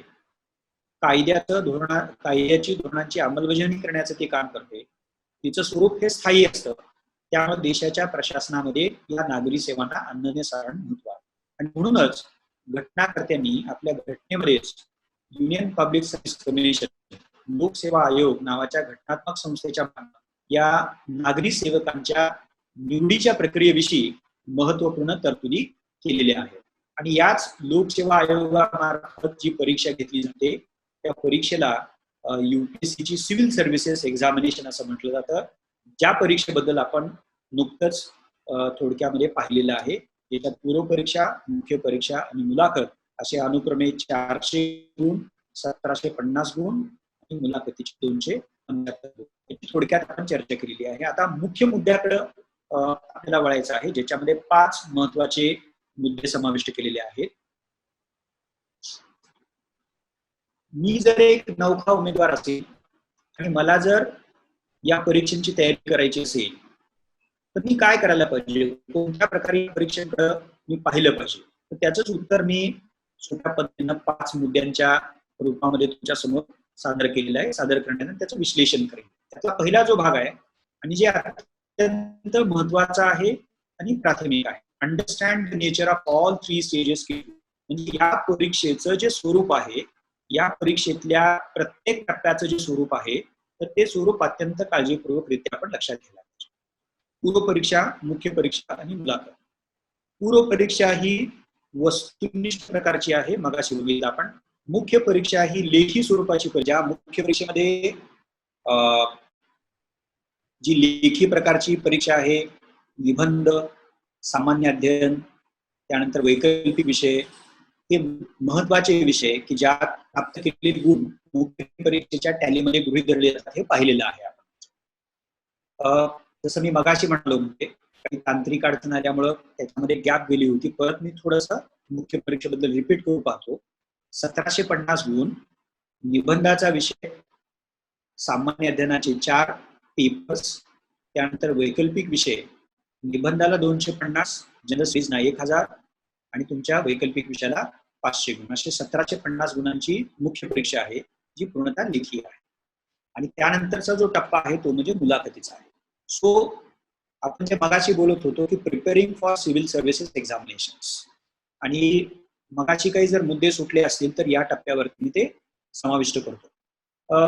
त्यातला पहिला मुद्दा आहे, मला जर या परीक्षांची तयारी करायची असेल तर मी या परीक्षांकडे कसं अप्रोच व्हायला पाहिजे, ही तयारी कशी असू शकते. तर त्यात मी 5 टप्पे अधोरेखित केलेले. त्यातला जो पहिला टप्पा आहे, या परीक्षेचं स्वरूप अत्यंत काळजीपूर्वक आणि सविस्तरपणे लक्षात घ्या. पूर्व परीक्षा, मुख्य परीक्षा आणि मुलाखत. मगाशी आपण सविस्तरपणे पूर्व परीक्षेमधले विषय किती, त्यांचा सिलेबस काय आहे, त्याची गुणांची पद्धत काय आहे आणि त्या पूर्व परीक्षेचं स्वरूप काय आहे. 4 शब्दप्रयोग तुम्हाला कदाचित आठवत असतील. म्हणजे वस्तुनिष्ठ बहुपर्यायी प्रश्नांनी बनलेली, नकारात्मक गुणपद्धती असणारी आणि महत्वाचं म्हणजे पात्रता चाचणी. मुख्य परीक्षा ही सबंध परीक्षा लेखी प्रकारची म्हणजे रिटन टेस्ट आहे आणि मुलाखत हा टप्पा तोंडी परीक्षेचा आहे. सो पहिला मुद्दा या प्रिपरेशन मधला हाच आहे, ज्याची एका अर्थाने आपण सुरुवात केलेली आहे. त्याच्यामध्ये अनेक असंख्य डिटेल्स आपल्याला त्यानंतर पाहता येतील की पूर्व, मुख्य आणि मुलाखत या तिन्ही टप्प्याची व्यवस्थित काळजीपूर्वक माहिती आपल्याला असायला पाहिजे. दुसरा जो मुद्दा आहे, आता या प्रत्येक टप्प्याबद्दलची माहिती जर आपल्याला सविस्तर व्हायची असेल तर त्याला बी आणि सी तुमचे हे जे 2 मुद्दे आहेत ते अत्यंत महत्वाचे ठरणार आहेत. त्यातला बी मुद्दा आहे अभ्यासक्रम. सो पूर्व परीक्षेमध्ये सामान्य अध्ययन आणि सिव्हिल सर्व्हिसेस ॲप्टिट्यूड टेस्ट, मुख्य परीक्षेमध्ये एसए जर सोडला तर बाकी सर्व विषयांचा सो सिलेबस म्हणजे अभ्यासक्रम, मग तो पूर्व परीक्षेतील सामान्य अध्ययन आणि सीसॅट असेल किंवा मुख्य परीक्षेमध्ये निबंध वगळला तर सामान्य अध्ययनाच्या 4ही विषयांचा अभ्यासक्रम, 4ही पेपरचा अभ्यासक्रम, वैकल्पिक विषयाचा अभ्यासक्रम, या दोन्ही बाबींच्या अभ्यासक्रम अत्यंत सविस्तर दिलेले आहे. आणि मुलाखतीच्या बाबतीमध्ये आयोगानं औपचारिकरित्या सिलेबस काही दिलेला नाहीये, पण मी बघाशी विस्ताराने सांगत असताना मुलाखतीच्या संदर्भामध्ये ड्राफ्ट म्हणजे डिटेल्ड ऍप्लिकेशन फॉर्म या फॉर्म बद्दल मी बोललो आणि त्यातले जे 5 ते 6 महत्वाचे घटक आहेत तोच जणू मुलाखतीचा सिलेबस आहे असं मानून आपण त्याची तयारी करू शकतो. पण आयोगानं पूर्व परीक्षा असेल आणि मुख्य परीक्षा असेल यातील ज्या विषयांचा सिलेबस सविस्तरपणे दिलेला आहे तो सिलेबस आपल्या समोर असला पाहिजे. त्याचं 2 ते 3 वेळा आपण वाचन केलं पाहिजे. किंबहुना आम्ही विद्यार्थ्यांना सातत्याने हे सांगत असतो की तो सिलेबस सातत्याने आपल्या बरोबरच असला पाहिजे. तुम्ही आयपॅड वापरताय, तुम्ही वेगवेगळे गॅजेट्स वापरताय तर त्याच्यावरती तुम्हाला सिलेबस सेव्ह करायला काहीही हरकत नाही.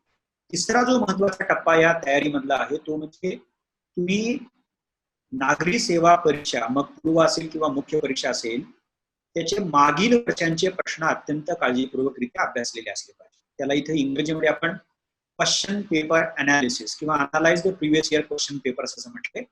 आता हे क्वेश्चन पेपर अनालिसिसचा अर्थ काय, तर हा तसा कदाचित तुम्हाला जाडजूड शब्द वाटेल, आपण त्याला ठेवूयात. त्याला सोपं करा की 2011 पासून युपीएससी पूर्व परीक्षेचा आता असलेला पॅटर्न सुरू केला आणि 2013 पासून आताची युपीएससी मुख्य परीक्षा आहे तिचा नवा फॉर्मॅट सुरू केलेला आहे. तर 11 पासून पूर्व परीक्षेच्या प्रश्नपत्रिका, 2011 ते 2019 आणि 2013 पासून 2019 पर्यंत मुख्य परीक्षेच्या, अशा या मागील वर्षांच्या प्रश्नपत्रिका तुम्ही 3 ते 4 वेळा अत्यंत बारकाईनं वाचू शकता. आता यातनं लक्षात काय येईल की साधारणतः प्रश्न काय प्रकारचे विचारले गेलेले आहेत, प्रश्नांचं मार्कांच्या भाषेमधलं वेटेज काय आहे, प्रश्न दरवर्षी बदलतायत का. मगाशी मी तुम्हाला सांगत होतो की ही परीक्षा अत्यंत डायनॅमिक परीक्षा म्हणून ओळखली जाते. डायनॅमिक का म्हटलं जातं तर जेव्हा तुम्ही पूर्व असेल किंवा मुख्य असेल, सामान्य अध्ययन असेल किंवा वैकल्पिक विषय असेल, याच्या जुन्या प्रश्नपत्रिका जेव्हा तुम्ही बघायला लागाल तेव्हा तुम्हाला असं लक्षात येईल की विषय तेच आहेत, सिलेबसही तोच आहे, मात्र तेच विषय आणि त्या सिलेबसवरती विचारले जाणारे प्रश्न मात्र दरवर्षी बदलत जात आहे. याचाच अर्थ हा जो बदल त्या प्रश्नांमधला आहे तो बदल आपण जोपर्यंत लक्षात घेत नाही तोपर्यंत आपल्याला या परीक्षेची तयारी, ज्याला आपण प्रोफेशनल असं म्हणूयात, परीक्षाभिमुख तयारी म्हणूयात, त्या पद्धतीनं करता येणार नाही. म्हणून याच्यावरचा राजमार्ग काय आहे तर तो म्हणजे आयोगाच्या जेवढ्या जास्तीत जास्त प्रश्नपत्रिका म्हणजे मागील वर्षाच्या चांगल्या प्रकारे वाचता येतील, परत त्याची रिव्हिजन करता येईल, ती बाब महत्वाची ठरते. सो मी परत वरील 3 मुद्दे एकत्रितरित्या स्पष्ट करतो. या परीक्षेच्या प्रत्येक टप्प्याचं स्वरूप जर लक्षात घ्यायचं असेल तर तुम्हाला त्या टप्प्याचा सिलेबस आणि त्या टप्प्याच्या मागच्या वर्षाच्या प्रश्नपत्रिका तुम्ही पाहायला पाहिजे. आता शेवटचे जे 2 मुद्दे आहेत आम्ही वरील 3 मुद्दे केलेले आहेत, हाती घेतलेले आहेत, त्याची पूर्तता आम्ही केलेली आहे. मग आता काय करायचं तर मग तुम्हाला परसे या परीक्षेतले जे विषय आहेत त्याचा जो काही अभ्यासक्रम आहे त्याचं वाचन करण्यासाठी तुमच्याकडं ज्याला आपण प्रमाणित अशी म्हणूयात स्टँडर्ड रेफरन्स लिस्ट असली पाहिजे. आणि या लिस्टमध्ये 3 महत्वाच्या बाबी समाविष्ट होतात असं ढोबळपणे म्हणता येईल, की म्हणजे तुमची पाठ्यपुस्तकं. आता युपीएससीची तयारी करणाऱ्या विद्यार्थ्यांसाठी आपण सीबीएसईची म्हणजे सीबीएसईच्या अभ्यासक्रमाची जी एनसीईआरटीची पुस्तकं आहेत साधारणतः 8वी ते 12वी पर्यंतची, याच्यामध्ये विषयवार काही बदल होतात. ते बदल तुम्हाला नंतर जाणून घेता येऊ शकतील, त्यामुळे तुम्ही त्याबद्दल निश्चिंत राहा. पण आता तुर्तास तुमच्या रेफरन्सच्या यादीमधला पहिला जर घटक काय असेल तर ती म्हणजे एनसीईआरटीची पाठ्यपुस्तकं. आता ही एनसीईआरटीची पुस्तकं का वाचायची, किंवा मराठी माध्यमाच्या मुलांनी एनसीईआरटीची पुस्तकं वाचायला पाहिजेत का, की जी इंग्रजी माध्यम किंवा हिंदी माध्यमात असतात. तर मला असं वाटतं की वेळ जरी त्यासाठी द्यावा लागला तरी एनसीईआरटीची पुस्तकं मराठी माध्यमातून तयारी करणाऱ्या विद्यार्थ्यांनी देखील वाचली पाहिजे. त्याचा फायदा असा होतो की एनसीईआरटीची पुस्तकं आणि शिवाय अर्थातच तुम्ही महाराष्ट्र राज्य पाठ्यपुस्तक मंडळाची जी त्या विषयाची पाठ्यपुस्तकं आहेत ती देखील तुम्ही बरोबरीनं घेऊ शकता. पण एनसीईआरटीची पुस्तकं मला असं वाटतं की अनिवार्यपणे आपण वाचली पाहिजेत, कारण ही एनसीईआरटीची पुस्तकं त्या विषयांचा जो संकल्पनात्मक पाया आहे तर तो संकल्पनात्मक पाया पक्का करण्यामध्ये आपल्याला अत्यंत सहाय्यभूत ठरतात. म्हणून एनसीईआरटीची पुस्तकं. संदर्भाच्या यादीमधला दुसरा जो घटक आहे तो म्हणजे संदर्भ पुस्तकं, रेफरन्स बुक्स. म्हणजे एनसीईआरटीची पुस्तकं पाठ्यपुस्तकं वाचल्यानंतर आपल्या नागरी सेवा परीक्षेमध्ये जे काही महत्वाचे विषय आहेत, जे मुख्य विषय आहेत, सामान्य अध्ययन असेल किंवा वैकल्पिक विषय असेल, तर त्यासाठी एखाद दुसरं संदर्भ पुस्तक सुचवलं जातं. आता उदाहरण घ्यायचं असेल तर तुम्ही जर आधुनिक भारताचं एनसीईआरटी वाचलं, आधुनिक भारतावरील, तर त्यानंतर आधुनिक भारताच्या इतिहासासाठी जे संदर्भ पुस्तक तुम्हाला वापरायचं आहे ते म्हणजे बिपिन चंद्रांचं असू शकतं, इंडिया स्ट्रगल फॉर इंडिपेंडन्स.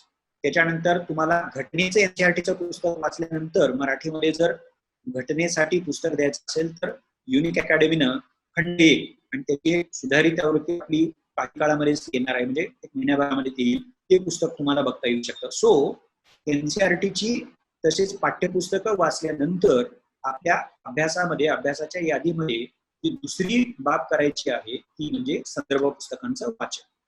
आणि मग शेवटचा घटक तुमच्या संदर्भ पुस्तकांच्या यादीमध्ये येतो तो म्हणजे वर्तमानपत्र आणि काही मासिकं.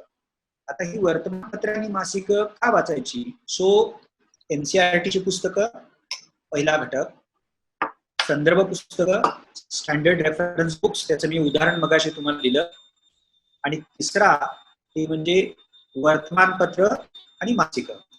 आता युपीएससीच्या बाबतीमध्ये एक बाब इव्हन मराठी माध्यमातून तयारी करणाऱ्या विद्यार्थ्यांनी लक्षात ठेवायला पाहिजे.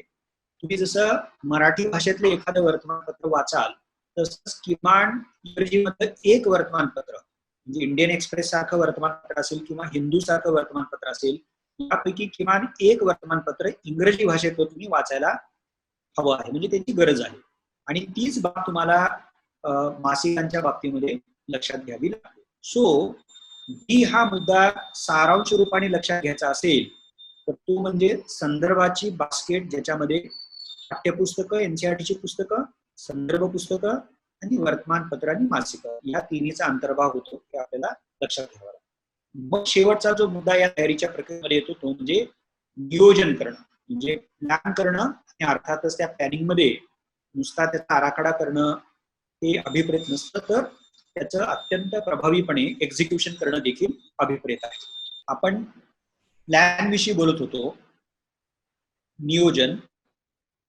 तर हे नियोजन आपापली शैक्षणिक पार्श्वभूमी काय आहे यावरती अवलंबून असतं. त्यामुळे मी काहीच प्राथमिक बाबी प्लॅनच्या बाबतीमध्ये सांगेन आणि बाकीचा आपला कोर्स पुढे जाईल. तुम्ही अदरवाईज पण वेगवेगळ्या प्रकारच्या प्रश्नांच्या माध्यमातून प्लॅन विषयी जाणून घेऊ शकता. आता या प्लॅनच्या बाबतीमध्ये मला 2 कॅटेगरीज करायच्या आहेत. एका बाजूला जे नुकतेच 10वी किंवा 12वीची परीक्षा दिलेली आहे असे विद्यार्थी या परीक्षेच्या तयारीविषयी काय करू शकतात, आणि दुसऱ्या बाजूला तो विद्यार्थ्यांचा गट असेल की ज्यांनी आता पहिल्या वर्षाची किंवा दुसऱ्या वर्षाची, कदाचित तिसऱ्या वर्षाची एक्झामिनेशन दिलेली असेल किंवा ती देण्याची वाट पाहत असतील. म्हणजे थोडक्यामध्ये अंडर ग्रॅज्युएट असं म्हणूयात, म्हणजे पदवीचं शिक्षण घेणारे.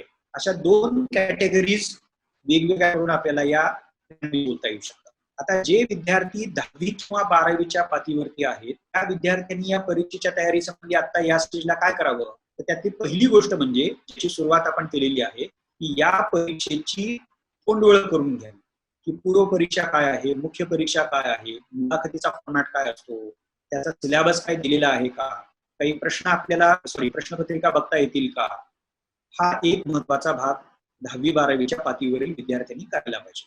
दुसरा जो पातळीवर असणारे विद्यार्थी बाजूला आणि जे आता पदवी शिक्षण घेत आहेत आणि त्यांच्या पहिल्या, दुसऱ्या किंवा तिसऱ्या वर्षाच्या टप्प्यावरती ते आहेत, अशा 2 कॅटेगरीज मध्ये आपल्याला त्या परीक्षेच्या तयारी संदर्भात बोलता येऊ शकतं. एक, जे नुकतेच 10वी किंवा 12वीची परीक्षा दिलेले विद्यार्थी आहेत, तर त्यांनी एक तर या परीक्षेची थोडीशी डिटेल माहिती करून घेणं, ज्याची सुरुवात आता अर्थातच आपण केलेली आहे. दुसरा जो मुद्दा आहे त्याचा मी मगाशी विस्ताराने थोडासा उल्लेख केला, तो म्हणजे पाठ्यपुस्तकं आणि एनसीईआरटीच्या पुस्तकाचं वाचन सुरू करणं.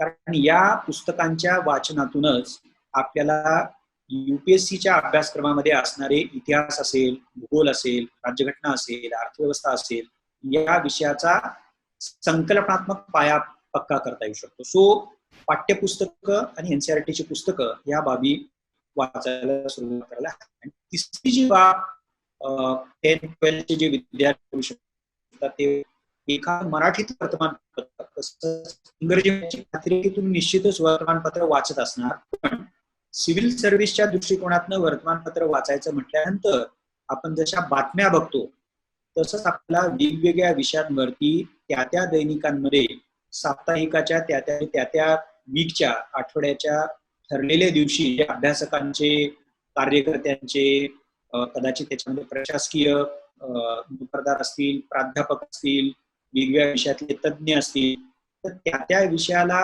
वाहिलेले जे कॉलम्स असतात, तर ते कॉलम्स पण तुम्ही अत्यंत सिरियसली वाचले पाहिजेत आणि त्या कॉलम शिवाय तुम्हाला संपादकीय वाचायची सवय देखील लावता यायला पाहिजे. सो वर्तमानपत्र नागरी सेवेच्या दृष्टिकोनातून तुम्हाला वाचायचं आहे, कारण या वर्तमानपत्राच्या वाचनातून काहीसा प्रॉब्लेम असल्यामुळे तो मध्ये मध्ये गॅप जातोय.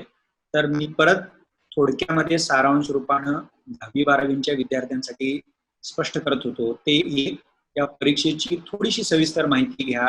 2, पाठ्यपुस्तक आणि एनसीईआरटीचं वाचन सुरू करा, ज्यातून तुम्हाला संकल्पनात्मक पाया पक्का करता येईल. आणि तिसरं जे मी तुम्हाला सांगत होतो ते म्हणजे वर्तमानपत्र आणि मासिकांचं वाचन तुम्ही हळूहळू सुरू करायला पाहिजे. आणि मग त्यात मराठी भाषेतलं वर्तमानपत्र आणि एखादं इंग्रजी भाषेमधलं वर्तमानपत्र. पण अर्थात या वर्तमानपत्राचं वाचन जर तुम्ही यापूर्वी केलं नसेल आणि आता इथून पुढे थोडंसं रिगरसली करायचं म्हटलं तर काही अडचणी येतीलच. म्हणजे तुम्हाला इंग्रजी वर्तमानपत्र वाचत असताना काही शब्दार्थ माहिती नसतील, काही संकल्पनांचे अर्थ माहिती नसतील, ते विद्यार्थी देखील एक, जसं मी मगाशी म्हणालो, परीक्षेची सविस्तर माहिती करून घेणं.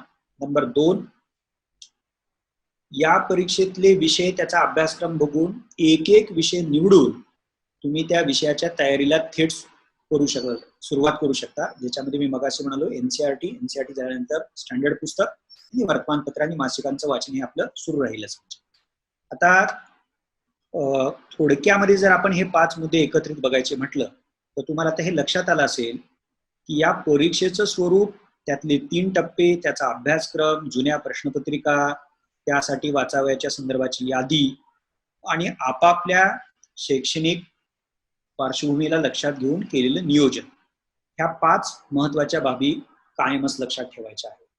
तर शेवटच्या बाबीकडे वळताना मला काही बाबींचा उल्लेख करायचा आहे, स्पष्टीकरण थोडक्यामध्ये द्यायचं आहे की ही परीक्षा इतर परीक्षांपेक्षा वेगळी का आहे. तर हे पुन्हा मला तुम्हाला सांगायचं आहे. एक तर अत्यंत व्यापक अशा प्रकारची ही परीक्षा आहे, या अर्थानं की त्यात विषय अनेक आहेत, त्याचा अभ्यासक्रम मोठा आहे.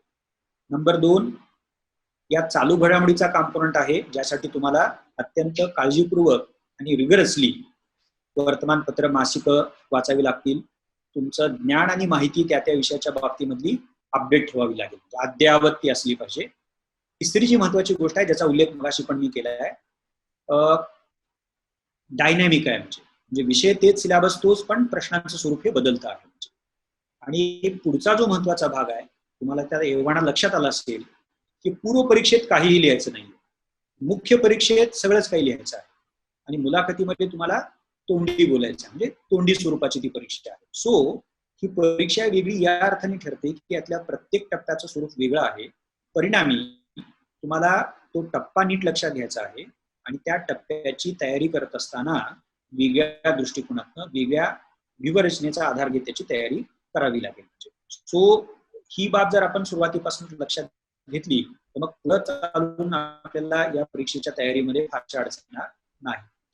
आणि यातला पुढचा जो महत्वाचा भाग आहे तो काय असेल तर या परीक्षेची तयारी करण्यासाठी जी कौशल्य तुम्हाला लागणार आहे, ज्या ॲबिलिटीज तुम्हाला गरजेच्या आहेत, ज्या क्षमता तुम्हाला आवश्यक आहे, त्याच्यामध्ये एका बाजूला महत्वाची जी गोष्ट आहे की तुम्हाला निर्णय घेता यायला पाहिजे, तुम्हाला प्लॅन करता यायला पाहिजे, तुमच्याकडे आत्मविश्वास पाहिजे, तुमच्याकडे स्वयंमूल्यमापनाची ॲबिलिटी पाहिजे, सकारात्मक दृष्टिकोन पाहिजे. हे जसे सर्वसाधारण मुद्दे आहेत, ते जेनरिक मुद्दे ज्याला म्हणूयात आपण, आणि हे तुम्ही अनेक वेळेला अनेक कॅन्डिडेट्स कडनं शिक्षकांकडनं ऐकलेलं असाल, गरजेचंच आहे. म्हणजे पण स्पर्धा परीक्षा म्हणजे नागरी सेवा ही एक स्पर्धात्मक परीक्षा म्हणून तिच्यासाठी काही खास महत्वाच्या ज्या स्किलची गरज आहे त्या पण आपण कायमस्वरूपी लक्षात ठेवायला पाहिजे. त्यातला पहिला जो मुद्दा आहे तो अर्थातच तुम्हाला वाचन, लेखन आणि कम्युनिकेशन, हे संवाद, ही तिन्ही कौशल्य अत्यंत इफेक्टिव्हली विकसित करायची आहेत. दुसरा जो मुद्दा आहे ज्याला स्पेसिफिक मी असं म्हणेन की आयोगाला उमेदवाराकडनं काय अपेक्षा आहे तर उमेदवारानं आपली जी थिंकिंग ॲबिलिटी आहे, विचाराची जी क्षमता आहे, त्याचा पुरेपूर विकास केला पाहिजे आणि तो विचार चिकित्सक पद्धतीने करता यायला पाहिजे. आता चिकित्सक म्हणजे क्रिटिकल थिंकिंग आपल्याकडे असलं पाहिजे. ती सगळ्यांकडेच ॲबिलिटी असते, पण आपण त्याचा किती वापर करतो हाच एक वेगळा मुद्दा असतो. म्हणून मग सगळ्यांनी हे लक्षात ठेवायला पाहिजे की ॲबिलिटी आपण आहे, पण त्या ॲबिलिटीचा विकास आणि त्या ऍप्लिकेशनचं उपयोजन या परीक्षेच्या तयारीमध्ये आपल्याला करायचं आहे. आता क्रिटिकल ॲबिलिटीचा अर्थ काय? मी कुठलीही गोष्ट जेव्हा वाचेल किंवा कुणाकडे येईल अशा सांगित वाचली म्हणून ती विश्वास जरुरी माहिती मी प्रश्न विचारायला सुरुवात करा. तुम्ही थेट त्यांना प्रश्न विचारला करा, हे खरंच आहे का, याची दुसरी बाजू आहे का, याची सकारात्मक बाजू जर पुढे आणली असेल तर त्याची काही मर्यादेची पण आहे का, अशा वेगवेगळ्या अंगात तुम्हाला चिकित्सक विचाराची क्षमता डेव्हलप करता येऊ शकते. युनिनं या बाबींचा विचार करूनच हा जो IAS फाउंडेशन कोर्स आहे तो डिझाईन केलेला आहे. आणि या कोर्सचं वैशिष्ट्यच हे असणार आहे की एका बाजूला या परीक्षांचा विचार करणारे, या परीक्षेची तयारी करू पाहणारे, पण अत्यंत प्राथमिक, ज्याला आपण मराठीमध्ये नवखे असे म्हणूयात, या टप्प्यावर असणारे जे विद्यार्थी आहेत त्या विद्यार्थ्यांना समोर ठेवून हा कोर्स डिझाईन केलेला आहे. आणि मगाशी मी जसं तुम्हाला म्हणालो तसं उद्यापासून जे आपले डेमो लेक्चर्स होतील आणि त्यानंतर जी बॅच होईल तर ती माध्यम वाईज वेगवेगळी असणार आहे. म्हणजे मीडियम वाईज ती वेगळी असणार आहे. इंग्रजी माध्यम वेगळी बॅच आहे, मराठी माध्यम वेगळी बॅच आहे. तुम्ही त्याप्रमाणे आमचे जे संस्थेचे प्रतिनिधी आहेत त्याचे सगळे कॉन्टॅक्ट तुम्हाला शेअर केले गेलेले आहेत, त्यांच्या माध्यमातून तुम्ही कळवू शकता. त्यामुळे माध्यमाचा फारसा विचार तुम्ही करू नये, म्हणजे काळजी करू नका, मला एवढाच मुद्दा सांगायचा आहे. ही एक बाब. दुसरी, हा कोर्स जास्तीत जास्त एंगेजिंग कसा करता येईल, म्हणजे जर हे एकतर्फी झालं म्हणजे इथे शिक्षक येत आहेत, बोलतायत आणि निघून जात आहेत, असा हा प्रकार इथं आपण पूर्णपणे टाळणार आहोत. या संबंध प्रक्रियेमध्ये, या कोर्समध्ये विद्यार्थ्यांचा सहभाग जास्तीत जास्त कसा वाढवता येईल याचा आपण विचार करतोय. आणि त्यासाठी ते गुगल क्लासरूम ही जे टेक्निकल बाब आहे त्याचा आपण पुरेपूर विचार करणार आहोत. आणि त्याचाच अर्थ काय, तर त्याचा भाग म्हणून आपण काय करतोय तर तुम्हाला म्हणजे विद्यार्थ्यांना काही महत्वाच्या असाइनमेंट्स दिल्या जातील. त्याच्यामध्ये एसे रायटिंग असेल, काही MCQ टाईपचे प्रश्न असतील, काही लेखी स्वरूपातले प्रश्न असतील, काही तुम्हाला आमचे जे यशस्वी झालेले विद्यार्थी आहेत तर त्यांचे काही जे आम्ही घेतलेले मॉक इंटरव्ह्यूज आहेत तर त्या मॉक इंटरव्ह्यूच्या स्लाइड्स तुम्हाला काही शेअर केल्या जातील जेणेकरून तुम्हाला फॉर्मॅट लक्षात येईल. अशा वेगवेगळ्या माध्यमातून ही संबंध प्रक्रिया जी आहे, हा संबंध जो कोर्स आहे तर तो कसा इंटरॅक्टिव्ह होईल याचा विचार डेफिनेटली आपण करणार आहोत. आणि शेवटचा जो महत्वाचा भाग आहे, आपली जी फॅकल्टी आहे त्या त्या विषयामधली तज्ज्ञ आहेत, मीडियम वाईज तज्ज्ञ फॅकल्टी आहे. आणि तुम्हाला काही कारणांमुळे, इंटरनेटच्या कनेक्शनमुळे, कनेक्टिव्हिटीमुळे रोज जो लाईव्ह कोर्स आहे तो जर अटेंड करण्यामध्ये, तो ऐकण्यामध्ये किंवा त्याला ऍक्सेस मिळवण्यामध्ये कुठल्याही प्रकारची अडचण आली तर त्या प्रत्येक लेक्चरचं रेकॉर्डिंग होणार आहे आणि सबसिक्वेंटली ते रेकॉर्डिंग तुमच्याशी शेअर केलं जाईल. त्यामुळे कदाचित तुमचा लाईव्ह व्हिडिओ मिस जरी झाला, तुम्हाला लाईव्ह लेक्चर अटेंड करता जरी नाही आलं काही तांत्रिक अडचणीमुळे, तर तुम्ही रेकॉर्डेड पूर्णच्या पूर्ण संबंध सुरुवातीपासून अखेरपर्यंतचं लेक्चर अटेंड करू शकता. सो या ज्या काही महत्वाच्या बाबी होत्या, त्यातल्या काही सूचना ज्या बाबी होत्या त्या मी तुम्हाला सांगितलेल्या आहेत. आणि इतर याशिवाय कोर्स असेल, त्याचे डिटेल्स असतील, इतर बाबी असतील नागरी सेवेच्या बाबतीमध्ये, तर त्याची सगळी डिटेल माहिती किंवा चौकशी तुम्ही, त्याचे नंबर्स तुम्हाला दिसत आहेत आणि आमचे जे प्रतिनिधी आहेत त्यांच्या माध्यमातून तुम्ही घेऊ शकता. मी तुम्हा सर्वांचे आभार मानतो आणि हे जे काही सेशन होतं तर ते सेशन इथं संपलेलं आहे असं जाहीर करतो. धन्यवाद. एकूणच सरांचं लेक्चर तुम्ही सगळ्यांनी ऐकलं असेल आणि याच्याबद्दल काही थोडेसे ज्या तांत्रिक बाबी आहेत त्या बोलण्यासाठी मी आता इथं आता आहे.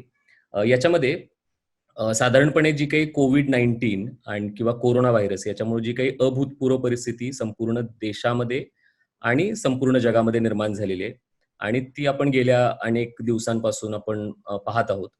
आणि एकूणच सरांनी जसं सुरुवातीला सांगितलं की गव्हर्नमेंटचे जे काही अनुदेश आहेत त्याचं पालन करून ज्या काही गोष्टी आपल्याला करता येतील त्या आपण प्रत्येकजण त्याच्यामध्ये कॉन्ट्रीब्यूट करतोय. लॉकडाऊन ज्यावेळी सुरू झाला त्या लॉकडाऊनच्या अगदी 3ऱ्या दिवसापासून युनिकच्या ज्या रेग्युलर बॅचेस आहेत त्या रेग्युलर बॅचच्या स्टुडंट्सचे जे लेक्चर्स होते ते लेक्चर्स आम्ही इंटरॅक्टिव्ह व्हर्च्युअल प्लॅटफॉर्मच्या माध्यमातून, ज्याच्यामध्ये 2 वे कम्युनिकेशनच्या माध्यमातून विद्यार्थ्यांनी आपल्या आपल्या घरात बसून ते जॉईन केले. विद्यार्थी ते लेक्चर्स घरात बसून आजही ऐकतायत. आणि एकूणच या सगळ्यामध्ये साधारणपणे एप्रिल किंवा मे महिन्यामध्ये आपली दरवर्षी IS फाउंडेशनची बॅच ही जी आपली दरवर्षी असायची, ज्याच्याबद्दलचा निर्णय किंवा ज्याच्याबद्दलचा डिसिजन ह्या वेगवेगळ्या चर्चा घेऊन किंवा चर्चा करून आपण तो घेतलेला होता. आता या सगळ्यामध्ये जर आपण बघितलं तर ही जी बॅच आपली सुरू होते ती बॅच उद्यापासून म्हणजे अर्थात पुढचे 5 दिवस साधारण 4 ते 8 मे या कालावधीमध्ये ही बॅच आपली सुरू होते. पहिला आठवडा जो असेल तो फ्री डेमो सेशन असेल आणि ज्याच्यासाठी विद्यार्थ्यांनी काय करायचंय तर विद्यार्थ्यांनी तुम्ही आता हा जो व्हिडिओ ज्या ज्या ठिकाणी बघताय, समजा तुम्ही तो फेसबुकवर बघत असाल किंवा समजा तो तुम्ही युट्यूबच्या माध्यमातून बघत असाल तर त्याच्या डिस्क्रिप्शन बॉक्समध्ये आपण एक गुगल फॉर्म जनरेट केलेला आहे, जो आपण मागच्या आठवड्यात जनरेट केलेला होता आणि ज्याच्यानुसार बऱ्याच जणांचे त्याच्यावरती तो फॉर्म भरून फीडबॅक आले. तो गुगल फॉर्म तुम्हाला फिलअप करून द्यायचा आहे.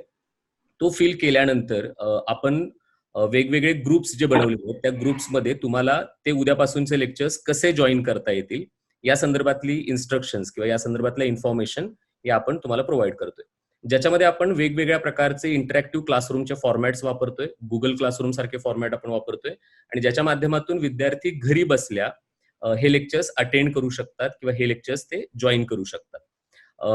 याच्यामध्ये व्हॉट्सअप ग्रुप आणि व्हॉट्सअप ग्रुपमध्ये देखील मराठी आणि इंग्रजी असे दोन्ही व्हॉट्सअप ग्रुपच्या लिंक आपण डिस्क्रिप्शन बॉक्समध्ये प्रोव्हाइड केलेले आहेत. सो जे विद्यार्थी इंटरेस्टेड असतील त्यांनी त्या लिंक ओपन करून त्याच्या माध्यमातून तो ग्रुप त्यांना जॉईन करता येईल. सोबतच काही सोशल मीडिया प्लॅटफॉर्मच्या माध्यमातून देखील आपण उद्यापासूनचे जे लेक्चर्स स्टार्ट होत आहेत, जो पहिला आठवडा असेल त्या पहिल्या आठवड्यामधले लेक्चर्स हे आपल्याला फ्री डेमोच्या स्वरूपात आपण त्याच्यामध्ये प्रोव्हाइड करणार आहे, ज्यामध्ये तुम्ही स्वतः तुमच्या मोबाईलवरती, तुमच्या टॅबवरती और तुमच्या लॅपटॉपवरती हे व्हिडिओज अटेंड करू शकता किंवा लेक्चर्स लाईव्ह अटेंड करू शकता. आणि लेक्चरच्या शेवटी तुम्हाला जर काही प्रश्न असतील तर डिरेक्टली तुम्ही सरांशी किंवा त्या फॅकल्टीशी चर्चा करू शकता, ते प्रश्न तुमचे विचारू शकता, शंकांचे निरसन करू शकता. आणि सोबतच विविध प्रकारच्या असाइनमेंट्स असतील, क्वेश्चन पेपर्स असतील, स्टडी मटेरियल असेल, हे देखील तुमच्या मोबाईल डिव्हाइसवरती तुम्हाला देता येऊ शकेल.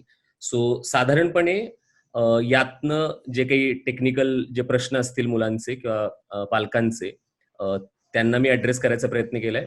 एकूणच तुकाराम जाधव सरांनी जे काही सविस्तर मार्गदर्शन आपल्याला केलेलं आहे त्याच्यामध्ये एकूणच परीक्षेचं स्वरूप असेल, परीक्षेचा सिलेबस असेल, परीक्षेची तयारी असेल, याच्याबद्दलच्या देखील बाबी त्यांनी आपल्याला क्लिअर केल्या आहेत. सोबतच तुमच्या स्क्रीनवरती खाली जे नंबर्स आहेत त्या नंबर्सवरती देखील तुम्ही अधिक माहितीसाठी संपर्क करू शकता आणि तुमचे जे काही प्रश्न आहेत किंवा तुमचे जे काही डाऊट्स आहेत ते तुम्ही त्याच्यामध्ये विचारू शकता.